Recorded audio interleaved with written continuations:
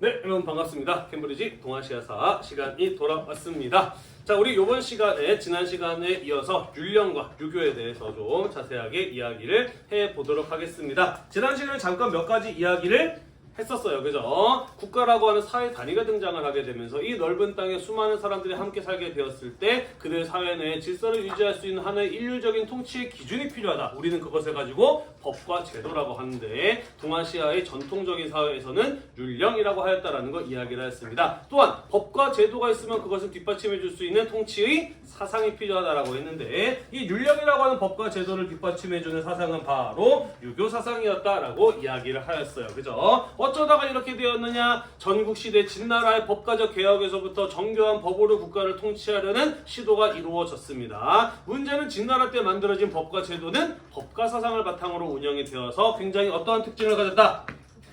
가혹하고 엄격했어요. 그죠? 그에 대한 반발이 일어나게 되었고 그렇게 진나라가 망하고 한 나라로 재통일되었다. 따라서 진나라 때 만든 법과 제도가 잘 만들어진 것이긴 했지만 법과 사상을 그대로 쓸 수는 없었다. 그래서 새로운 통치의 사상을 찾게 되었으니 그때 주목을 받았던 것이 바로 무엇이었다? 유교, 육아사상이었다라고 이야기를 하였어요. 유교 사상의 경우에는 자발성을 중시하고 황제의 권위를 높이는 데 도움이 되었다라고 이야기를 하였습니다. 그죠? 뿐만 아니라 한 무제 시기에 가게 되면서 동중서라고 하는 한대의 유학자의 사상이 황제의 권위를 높이고 중앙 집권 체제를 이루는 데 도움이 되겠다라고 판단했던 한 무제는 유교를 국교처럼 적극적으로 가르치고 또 국가의 통치 이념으로 삼고자 하였다라고 이야기를 하였어요. 그죠? 자, 그러면서 진나라 때 만들어진 법가적 원리와 한대를 거치면서 유교 사상이 거기에 함께 결합이 되면서 이 율령이라고 하는 것은 법가적 원리와 유가적 원리가 함께 결합된 법과 제도로서 운영될 수 있었다라는 거 이야기를 했었습니다. 그죠? 자, 그렇지만 진나라 한나라 때는 주로 사람들이 뭔가 잘못을 했을 때 어떻게 처벌할 것인가와 관련된 내용들이 주를 이루었다라고 한다면 시간이 점차 지나면서 행정과 관련된 법률들이 늘어나게 되었어요. 그죠? 자, 그러면서 그것을 서진대에 가게 되면서 처벌에 가는 것을 율, 행정에 가는 것을 령, 이로 구분해서 부르기 시작을 하였고요. 남북조 시대 가게 되면서 중국이 여러 개의 나라로 분열되고 사회가 점점 더 복잡해지게 되면서 온갖 수많은 법들이 많이 생겨나게 되었어요. 그지? 그래서 남북조 시대를 통일한 수나라 때는 그것을 율령, 격식 네 가지로 정리를 했고 당나라 시기 오게 되면서 그것이 적용되고 완성 단계에 이를 수 있었다라는 것까지 우리가 지난 시간에 이야기를 했었습니다. 맞나요? 너 왜 웃어? 네.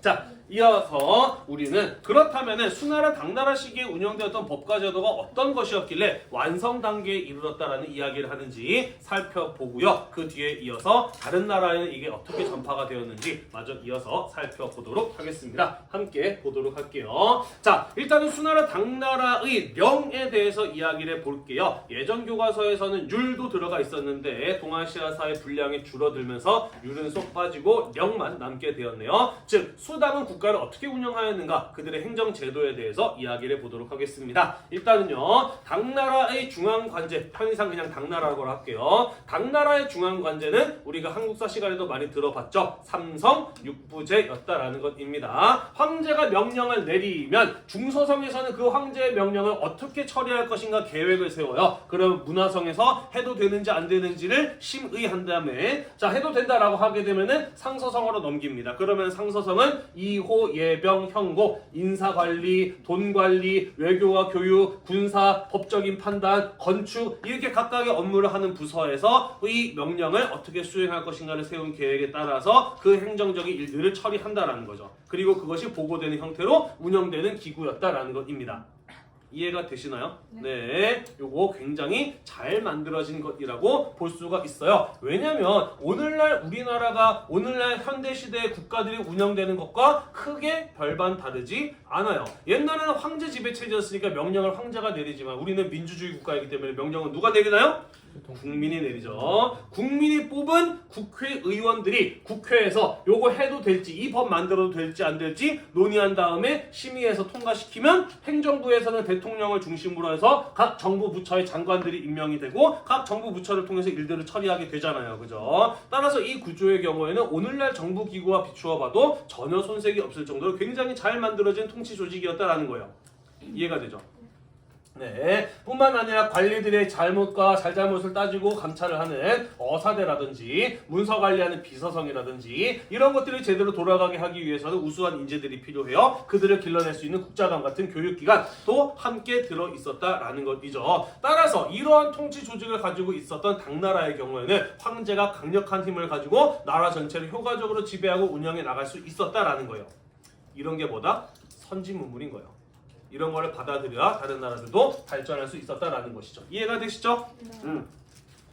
자, 지방제도는 주현제로 운영이 되었습니다. 전국을 300여 개의 주로 나누고 1500여 개의 현으로 나누었는데 각각 오늘날의 도와 시, 군 단위에 해당한다라고 보시면 되겠습니다. 그리고 중앙에서 주에는 주자사라는 지방관을, 현에는 현령이라고 하는 지방관을 파견해서 통치하도록 하였어요. 일단은 중앙의 황제가 각각의 지방관을 직접 임명했다라는 점에서 중앙 집권적 성격을 가진 지방제도였다라고 볼 수가 있겠네요. 그 외에도 몇 가지 더 이야기해 본다면 지방관은 상피제의 적용을 받았습니다. 상피제란 무엇이냐? 서로 피한다라는 뜻이거든요. 지방관으로 임명되는 사람은 자기 고향에 임명될 수가 없었어. 왜? 자기가 고향인 곳에 지방관으로 임명되면 어떤 일이 벌어질 수 있을까?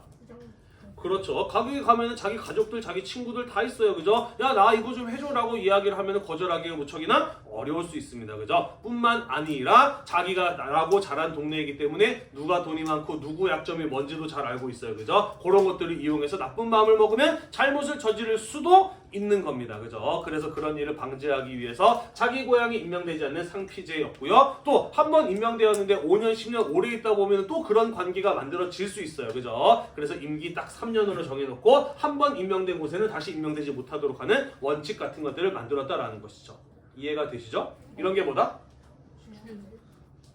선진문물이다. 그래서 이런 것을 통해서 또 중앙집권적인 지방제도로서 당나라는 강력한 중앙집권 체제를 운영해 나갈 수 있었다라는 것이에요. 넘어가도 될까요? 네, 넘어가겠습니다. 자, 그러면은 당나라에서는 백성과 토지를 어떻게 지배했는지 이야기를 보도록 합시다. 3년마다 인구를 조사해서 호적이라고 하는 인구 장부를 작성을 하였고요. 그 장부를 바탕으로 균전제와 조용조제 그리고 부병제라고 하는 것을 운영하였습니다. 자, 일단은 3년마다 인구를 조사했어요. 그죠? 그리고 그것을 바탕으로 균전제라고 하는 것을 시행하였다라고 되어 있는데 균전제란 무엇이냐? 균등할 균자에 밭전자, 제도 제자를 쓰는 겁니다. 백성들에게 일정한 규모의 토지를 가지고 농사를 짓고 살 수 있도록 국가에서 토지를 지급한 제도를 가지고 균전제라고 이야기를 합니다. 호족에 적혀있는 당나라 백성이라고 한다면 누구는 국가로부터 일정 규모 먹고 살 만큼의 땅을 지급받을 수 있는 제도가 바로 균전제라고 하는 것이었다라는 것이죠. 네, 자, 왜 이런 제도를 시행을 하였을까? 그렇죠. 일단은 백성들의 삶이 안정되어야지. 백성들이 먹고 살 땅이 있어야 먹고 살고 남는 걸로 세금도 내고 할 것 아니에요. 그죠? 자, 그래서 당에서는 균전제에서 호적을 근거로 백성들에게 토지를 지급함으로써 그들의 생활을 보장해주고 그에 대한 대가로 세금도 걷었다라는 거예요. 이해가 되시죠? 네. 다만 모든 토지의 소유권은 국가에게 있었습니다. 다시 말해서 땅을 영원히 가지라고 준 게 아니라 살아있는 동안 먹고 살라고 잠깐 빌려준 것이 바로 균전제였다라고 볼 수 있는 거예요. 이해가 되시죠? 네. 자, 세상에 공짜가 있나요, 없나요? 없어요. 그죠? 땅을 받았으니까 내야 하는 것도 있겠죠. 그죠? 세 가지 종류의 세금을 걷었어요. 그게 바로 각각 조, 용, 조라고 하는 겁니다. 이 조랑 이 조는 한자가 달라요. 첫 번째 조는 토지세입니다. 땅을 받았으니까 땅에서 농사를 지은 곡물, 생산물이 나올 거 아니야. 그것을 세금으로 내는 것을 가지고 첫 번째 조라고 하고요. 용은 원래 노동력을 납부하는 거여서 나라를 위해서 가서 직접 몸을 써야 되는 일하는 것이었는데 일일이 사람들 불러다가 일 시키는 거 굉장히 힘들고 번거로울 수 있어요. 그죠? 그래서 노동력 대신에 비단을 내는 것으로 바뀌었다라는 것이고요. 마지막 조라고 하는 것은 집집마다 내야 되는 호구세라고 보시면 돼요. 집집마다 내야 되는 세금. 그래서 비단과 면을 내야 하는 세금이 있었다라는 것입니다. 자, 당나라의 백성들은 이 조용조라고 하는 세 가지 세금을 잘 냈을까? 잘 내지 못했을까? 시기에 따라 다를 수는 있지만 적어도 균전제가 제대로 운영되고 있었을 때는 어땠을까? 잘 냈겠죠. 그죠? 나라에서 먹고 살 만큼의 땅을 줬고 거기서 잘 농사를 지었으니까 특별한 일 없으면 이런 세금도 잘 냈을 겁니다. 그죠? 따라서 이것을 통해서 당나라는 부유한 국가가 될 수 있었다라는 것이죠. 이해가 되죠? 하나 더. 자, 국가가 나에게 먹고 살 수 있는 땅을 지급해 줬습니다. 이 땅을 뺏기 위해서 외부에서 적이 침략해 왔어요. 그러면 농민들은 내 땅을 지키기 위해서 스스로 무기를 들고 기꺼이 전쟁터에 나섰을까? 아닐 수도 있지만 대부분은 그랬죠. 자기가 땅을 받았잖아. 내 땅이 가지고 있어. 그런데 내 땅을 뺏으려고 적이 쳐들어왔어. 그러면 싸울까 안 싸울까? 싸우겠지, 그지? 당연히 이들은 자기가 가지고 토지가 있기 때문에 거기에서 먹고 살고 하면서 거기에서 나온 수입을 바탕으로 기꺼이 군대에 가서 복무를 하려고 했을 겁니다. 그죠? 그 제도가 바로 부병제였다라는 것이에요. 호적에 근거하여 토지를 받은 모든 농민 백성을 일정 기간 동안 21세에서 59세 사이에 3년에 한 번씩 교대로 군대에 가서 복무를 해야 되는 제도가 있었으니 그게 바로 부병제라는 것이었다라는 것이고 복무 기간 동안에는 세금이 면제됩니다. 당연히 농사를 안 지으니까요. 그런 제도가 바로 부병제라고 하는 제도였다라는 것입니다. 이해가 되시죠? 네. 자, 그래서 당나라는 항상 준비가 되어 있는 군대 상비군을 운영할 수 있었다라는 것입니다. 이게 바로 뭐예요? 선진문물이죠. 그죠? 당나라는 이를 통해서 강력한 군대를 가질 수 있었고 그것을 뒷받침해 줄 수 있는 경제력도 가지고 있었어요. 부국 강병을 이룰 수 있었다라는 것이죠. 뿐만 아니라 백성들의 삶도 안정시키면서 경제적으로나 문화적으로나 상당히 놀라운 수준의 발전을 이뤄낼 수 있었던 것이 바로 이 당나라의 균전제, 조용조제, 부병제였다라는 것이에요. 이해가 되나요? 네. 그런데 당나라는 왜 망했을까? 사람이 많아. 그래서 황소의 난은 결과죠, 결과. 황소의 난으로 망한 거. 그럼 황소의 난 같은 사건이 애당초 왜 일어났을까? 황소의 난은 농민 반란인데 농민 반란이 왜 일어났을까? 토지가 군대들한테 안 들어갔어. 뭐 여러 가지 해석이 있을 수 있죠. 자, 일단은 우리가 지금 보았던 제도적인 측면에서 이야기를 해보자면 이렇게 볼 수가 있겠네요. 시간이 지나면 지날수록 당나라의 인구는 늘어납니다. 물론 당나라는 활발한 정복 활동을 통해서 더 많은 땅을 확보하고자 했습니다만은 인구 늘어나는 속도가 빠를까? 토지를 확보하는 속도가 빠를까? 당연히 인구 늘어나는 속도가 훨씬 빨라요. 그죠? 그러다 보니까 시간이 점점 지나면 지날수록 1인당 지급되는 토지의 양은 점차 어떻게 됐을까? 줄어들다가 아예 나중에는 없어요. 못 받는 사람도 나타나게 될 거예요. 그죠? 아예 땅을 지급받지 못한 사람한테 세금 내라고 할 수 있어요? 없어요? 없어요. 군대 가라고 할 수 있어요? 없어요? 없어요. 그죠? 균전제가 무너지게 되면서 조용조제, 부병제도 무너지게 되는 겁니다. 그 와중에 또 권력자들은 자신의 권력을 이용해서 원래 모든 토지는 국가의 것이어야 하는데 자기 땅으로 만들어 버립니다. 그러면 당연히 국가에서는 농민 백성들에게 나눠줄 땅은 더더욱 부족해지는 이런 일들이 벌어지게 되는 것이죠. 그죠? 그러면서 가난에 지친 농민들이 반란을 일으키는 황소의 난과 같은 일들이 일어나게 되면서 결국 당나라는 멸망을 하게 됩니다. 우리가 중간고사 끝나고 당 이후의 상황에 대해서 이야기를 할 건데 그때 필요한 이야기라서 미리 잠깐 언급을 해보았습니다. 넘어갈까요? 네. 자, 관리선발제도는 과거제가 시행이 되었습니다. 수나라 때부터 시행된 시험 봐서 사람 뽑는 제도, 그게 바로 과거제라고 하는 것이죠. 아이고, 안 자면 핸드폰하고 핸드폰 안 하면 자고 뒤에 계신 분들 그러지 마세요. 선생님이 경고합니다.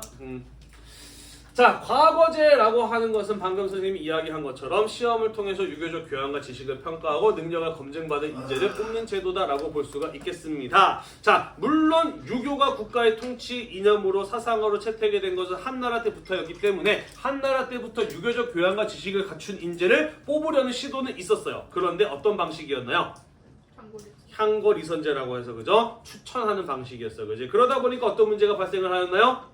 뇌물 주고. 그렇죠. 뇌물 주고 부정하게 추천하는 일들이 벌어지는 등등의 문제가 나타나게 되었어요. 그죠? 따라서 시험이라고 하는 객관적인 검증의 수단을 거칠 필요가 있었다. 그렇게 뽑은 유능하고 충성스러운 인재들을 바탕으로 황제권을 뒷받침하게 함으로써 중앙집권 체제를 강화하기 위해서 시행된 제도가 바로 과거제라고 하는 것이었다라는 것이에요.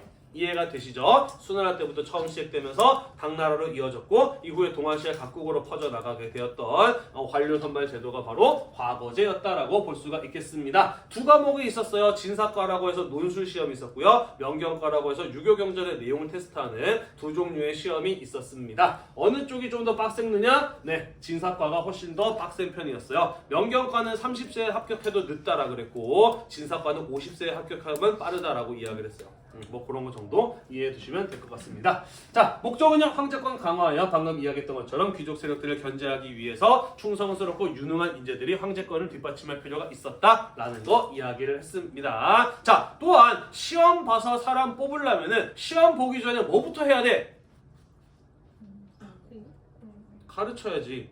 공부부터 해야지. 우리도 지금 동아시아사 진도를 나간 다음에 시험 보잖아요. 그죠? 따라서 과거제가 운영되기 위해서는 유교 교육이 먼저 잘 이루어질 필요가 있었다라는 거죠. 그래서 교육기관인 국자감 같은 것들이 만들어지거나 공자를 모시는 사당인 문묘 같은 것들이 만들어지기도 하였다라는 것이에요. 공자님을 모시고 제사 지내는 공간을 문묘라고 합니다. 이게 왜 교육기관이냐? 교육기관이죠. 우리 제사 왜 지내나요? 그렇죠. 돌아가신 분을 우리가 기억하고 그분의 뜻을 이어받기 위해서 하는 게 제사 아니에요. 그죠? 따라서 공자에 대해서 제사 지내는 문묘 역시 교육기관의 역할을 하였다라고 볼 수가 있는 것이죠. 이해가 되시죠? 네, 그러면서 유교 교육도 널리 보급될 수 있었다라는 것입니다. 넘어가도 될까요? 네.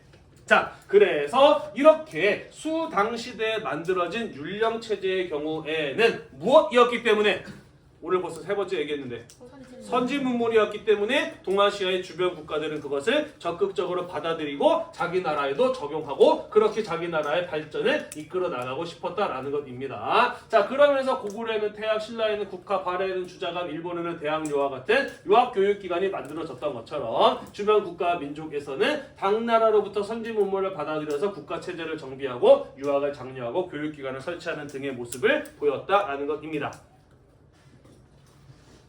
다만 당나라의 율령이 아무리 좋은 것이었다고 하더라도 그것을 고스란히 똑같이 가져와서 자기 나라에서 시행할 수는 없었다는 거예요. 왜냐? 나라가 다르고 언어가 다르고 문화가 다르고 지금까지 살아왔던 역사가 다르고 신분제가 다르고 등등 모든 것들이 다 달랐기 때문에 아무리 좋은 것이라고 할지라도 뭐가 필요하다? 현지화, 로컬라이징이 필요하다라는 것이죠. 할 수 있는 거 가져오고 할 수 없는 거 안 가져오고 할 수 있는 거 가져오더라도 우리나라 스타일에 맞게 바꿀 필요가 있었다라는 것이죠. 우리는 그런 걸 무엇이라고 이야기를 하느냐? 선별적 수용이라고 이야기를 한다라는 것입니다. 원래 우리나라의 이 짜장면은 중국에서는 볶을 작자에 장자, 된장, 고추장할 때 장자를 써서 작장면이라고 하죠. 선생님도 중국에 가서 먹어본 적이 있는데 대충 비슷하지만 완전히 전혀 맛이 다른 음식이었어요. 요거를 우리나라에서는 한국 사람들의 입맛에 맞게 카라멜 같은 걸 섞어서 단맛을 내서 지금 우리가 먹고 있는 짜장면이 된 거 아니겠습니까? 그죠? 요런 게 선별적 수용이죠. 로컬라이징이죠.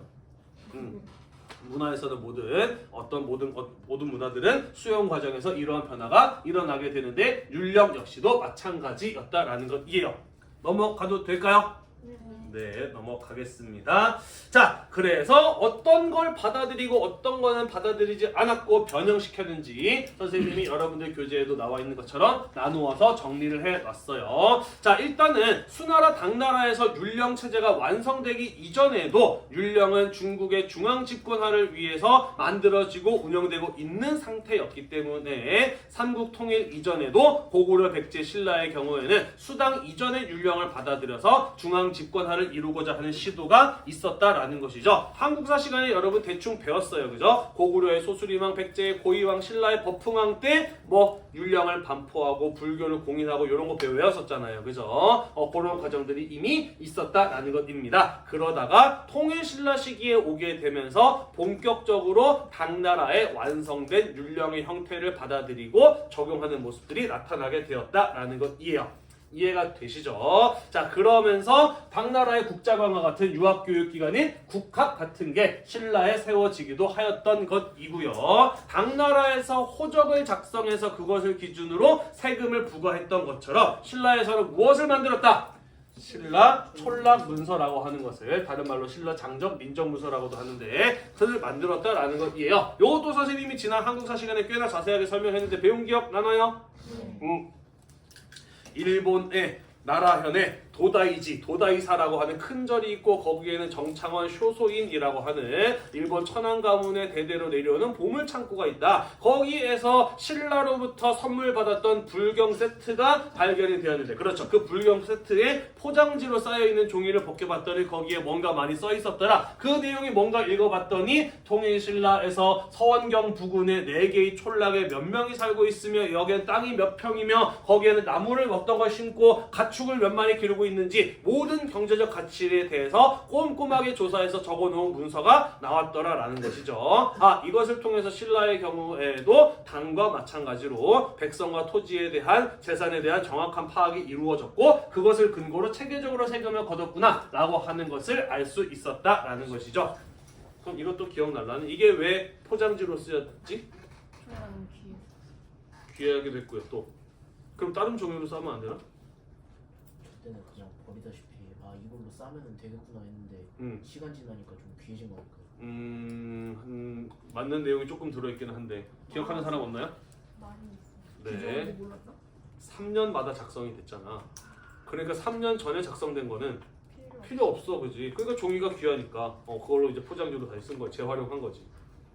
아무튼 그렇게 발견이 된 것이 되겠습니다. 자, 하지만 신라라고 하는 나라는 망할 때까지 대단히 강력하고 엄격한 신분 제도가 존재했어요. 그건 바로 무엇인가요? 골품제, 그죠? 진골과 육두품, 오두품, 사두품으로 나누는 골품제가 있었어요. 내가 어떤 신분으로 태어났느냐에 따라서 내가 올라갈 수 있는 관직의 높이도 달랐고 살 수 있는 집의 크기, 기를 수 있는 마리수 모든 것들이 다 달랐던 게 바로 이 골품제라고 하는 것이었습니다. 그죠? 따라서 당나라의 과거제처럼 비록 낮은 신분이라 할지라도 시험 잘 보면 출세할 수 있는 이런 제도 신라는 도입할 수 있나요? 없나요?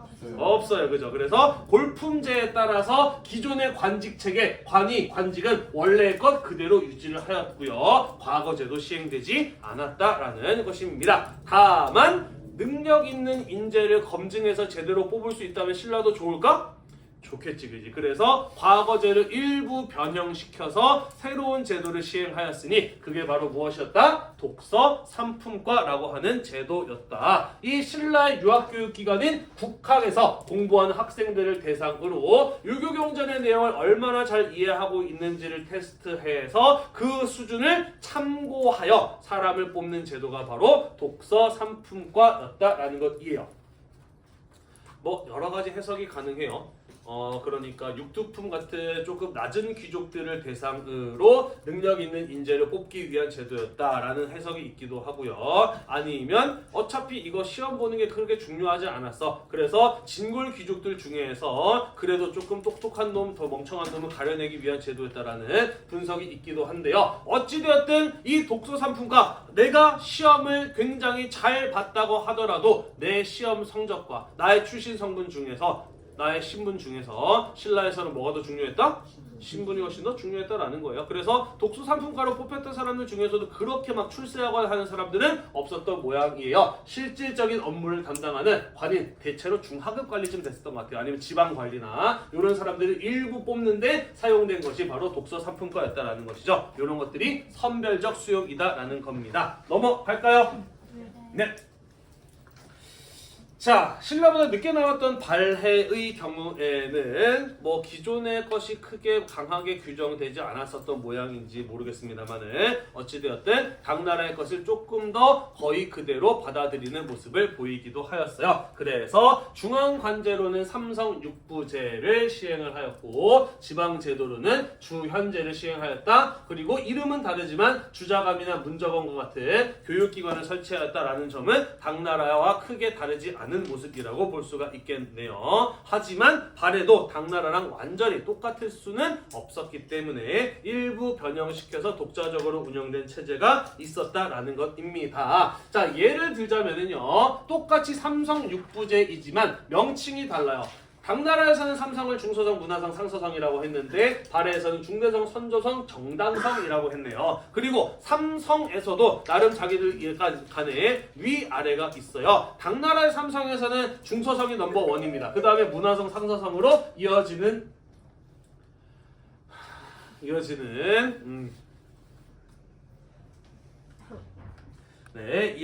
권력 서열이 있었는데 발해는 반대였다라는 것이죠. 행정을 집행하는 정당성이 제일 높고 그 다음에 성조성, 중대성 순이었다라는 것입니다. 뿐만 아니라 육부를 보면은 이호, 예병, 형공 이거는 전부 다 각각의 부서가 어떤 일을 하느냐에 따라서 붙여진 이름이요. 관리들을 관리한다 그래서 이부입니다. 호구조사에서 세금 매긴다고 호부예요. 그리고 군사, 병사를 다룬 데서 병부, 형벌 준다고 형부, 다 이런 식이란 말이지. 자, 근데 발해의 경우에는 충인의지예신이라고 하는 유교에서 강조하는 6가지 덕목을 각 정부부처의 이름으로 적었을 뿐만 아니라 좌사정, 우사정으로 나누어서 3부씩 둘로 나누어서 맡게 하였다라는 점, 이런 것들은 당나라에서는 볼 수 없었던 발해만의 독자적인 모습이었다라고 볼 수 있다라는 것이죠. 넘어갈까요? 네.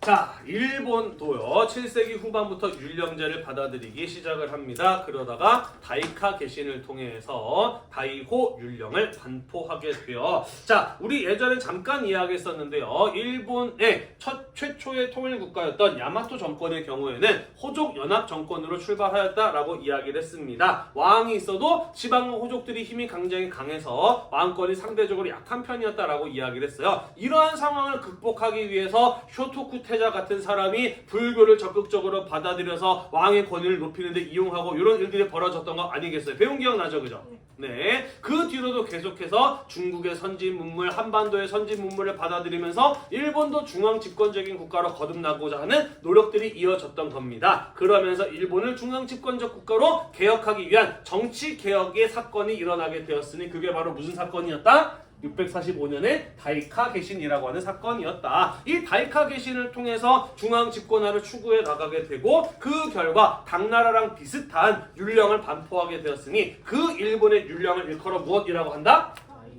다이호 율령이라고 한다라는 거예요. 자, 그럼 이 다이호 율령에는 어떠한 내용이 들어가 있었는지 한번 살펴보도록 하겠습니다. 일본은요 섬나라입니다.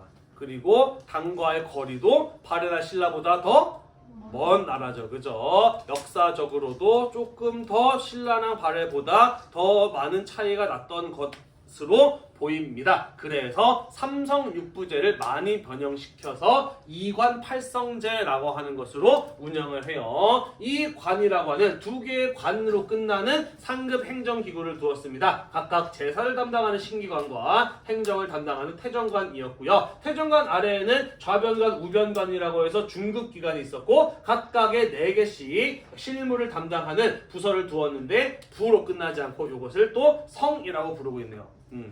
일본은 아직도 정부 부처를 성이라고 부르고 있죠. 네, 이렇게 8개의 성으로 나누어서 행정적인 일을 처리하는 조직을 만들었다라는 것입니다. 특히 제사를 담당하는 신기관이 상급기관 가운데 하나인 거예요. 그죠? 이것은 발해나 당나라에서는 아예 볼 수 없었던 일본만의 고유의 독특한 모습이라고도 볼 수가 있겠네요. 그죠? 이런 상당히 많이 변형된 형태의 것을 볼 수가 있었다라는 것이 되겠습니다. 자, 그리고요. 당나라의 경우에는 전국을 주와 현으로 나누고 모든 지방의 지방관을 다 파견했는데 일본은 3단계로 나누었어요. 국, 군, 리로 나누었고요. 어디까지만 지방관이 파견되었느냐? 상급 지방 행정 조직인 국까지만 지방관이 파견이 되었습니다. 군과 리 단위에는 과거의 호족이 종신직에 임명이 되어서 지방을 실질적으로 통치했다라는 겁니다. 종신직이 뭐예요? 죽을 때까지 하는 거죠. 그죠? 죽을 때까지 그 지방을 지배하는 호족으로 임명되었다라는 것입니다. 아까 이야기했어요. 야마토 정권의 경우에 기본적으로 무엇에서 출발하였다? 호족 연합 정권을 출발했다. 그래서 이러한 중앙 집권화 과정을 거쳤지만 여전히 지방 단위에서는 호족들의 힘을 무시할 수가 없었다라는 것이죠. 이런 것들을 일본이 율령 체제를 받아들이고 싶었지만 하지 못했기 때문에 나타났던 일본의 독특한 독자성, 선별적 수용의 모습이었다라고 볼 수가 있겠네요. 됐나요? 네. 자, 그래서 우리는 이렇게 각 나라의 선진 문물이 들어왔지만 지역적 특성에 따라 선별적으로 수용되는 모습을 확인할 수 있었습니다. 한이 너무 많이 남아가지고 또 비슷한 사례를 가져왔어요. 우리가 먹는 짬뽕이나 나가사키 짬뽕 모두 중국의 해산면에서부터 비롯된 것이 아니냐라는 연구가 있기도 하더라고요. 아마 중국의 해산면이 중국 사람들이 많이 왕래했던 일본 나가사키에 전파가 되면서 나가사키 짬뽕이 되었고 우리나라 사람들은 매운맛 좋아하잖아요. 그래서 거기에 고추기름이 들어가서 이렇게 된 거 아니냐? 라는 해석이 있기도 한데 다 썰입니다. 아직까지 정확하게 밝혀지지는 않은 것 같아요. 자, 그래서 이러한 율령 체제를 동아시아 각국이 받아들이게 되면서 그 나라에서 유교가 통치 이념으로 정해지게 되는데 큰 영향을 주었고 과거제와 같은 관료 선발 제도라든지 아니면 유학을 가르치기 위한 교육 제도 같은 것들이 상당히 많이 영향을 받고 또 발전해 나가는 모습을 볼 수가 있었다라는 것입니다. 자, 사실 이러한 법과 제도 전부 다 문서로 운영이 되는 행정 제도였잖아요. 그리고 당시에는 우리가 쓰고 있는 글자가 한자, 한문밖에 없었잖아요. 그죠? 네. 그래서 한자와 한문에 대한 이해도가 중국으로부터 선진 문물을 수용하였던 주변 국가와 민족이 더 이해 정도가 심화되었다라는 것이고요. 그러면서 한문학이 발달하게 되면서 사람들이 언어는 달라도 한자와 한문으로 서로 소통할 수 있을 정도의 수준을 이루게 되었고 그러면서 이후에 동아시아의 문화 교류가 더욱더 활발해지게 될 수 있었다라는 것입니다. 됐나요? 네, 그러면서 한자, 유교, 불교, 율령이라고 하는 네 가지의 공통적인 동아시아의 문화 요소가 성립하였다라는 것이에요. 이해가 되시나요? 네. 베트남은 동아시아인가 아닌가?